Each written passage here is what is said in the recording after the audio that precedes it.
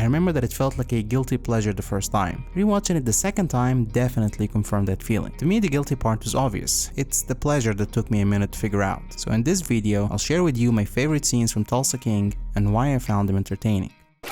So Dwight, who is a mafia captain, is finally getting out of prison after 25 years of keeping his mouth shut. Scenes where people take their first look at the outside world right after getting out of prison are always interesting to me. A lot of the entertainment in the show is powered by that concept. You know what would be nice? If someone invented a device where you can look this shit up, that would really be great. What I like about this scene is his lack of tolerance for nonsense. They welcomed him coldly, with ungrateful faces, and they arranged it so that he sits down with two guys standing behind him, to make him feel threatened or uncomfortable. His reaction to that was very satisfying to me. He didn't hesitate to express his distrust for everyone in the room, and he wasn't exactly subtle about it. He made the scene and insisted that nobody stand behind him. Easy, buddy, you're just watching it though. Don't stand behind my fucking back. Just give him some space. It's not a good idea. Relax. He wasn't shy to stand up for himself, and he wasn't gonna risk his safety just because he's supposed to pretend to trust people he had no reason to trust. I don't understand this, and I made my bones when you were in fucking diapers. Well, now you're wearing diapers. And of course I like that because he had it coming.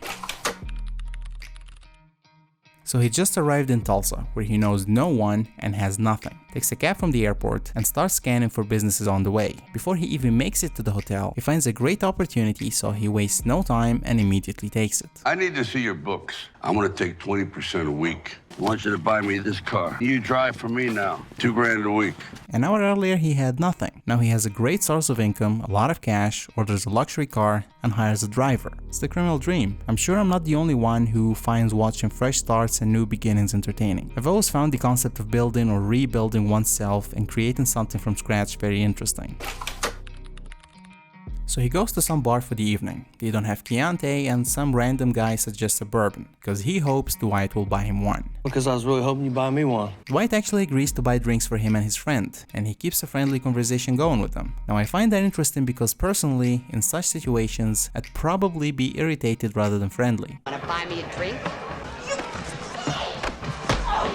But if I were a gangster who had just arrived in a city where I know no one, it would make more sense to start building a base of acquaintances and get popular with people I might need later. His friendly reaction is definitely a smart one. What's even more interesting is how effortlessly he kept the vibe positive and managed to connect with them so easily. His technique was brilliant. He simply gave everyone a break. He asked the bartender for a suggestion from the menu and accepted it immediately. Ribs it is. Someone tries to leech a drink in a very lame way, and not only does he buy drinks for him and his friend, but he even makes the request almost sound like a positive thing. The answer is always no until you ask. The other guy asks him where he's from, and Dwight makes him feel smart for guessing the obvious. New York.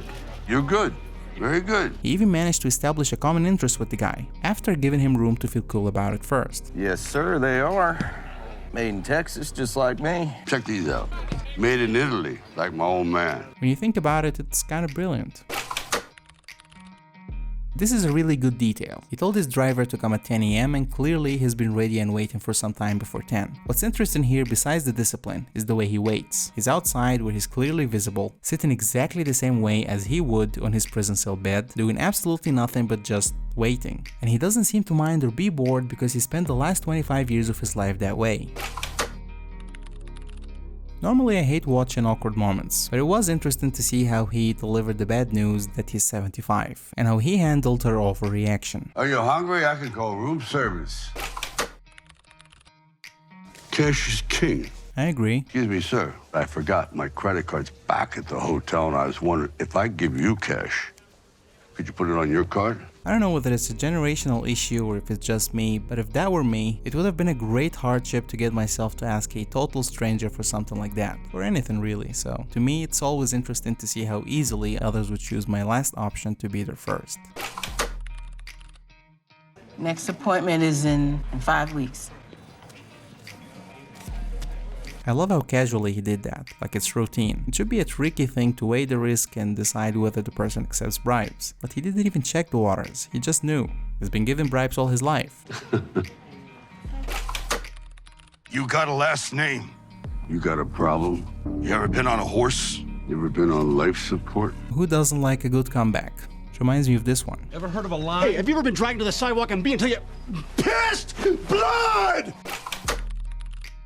No make, model, or color. It happened so fast. Do you have a Coke? Another thing he does so casually is dealing with the police. When I talk to the police, I get nervous. You know who doesn't? No, who? Thieves. He's so used to interrogations that he seems to be having fun being uncooperative. Like who it is might want you dead. Honestly, I think whoever did this had it out for the driving instructor.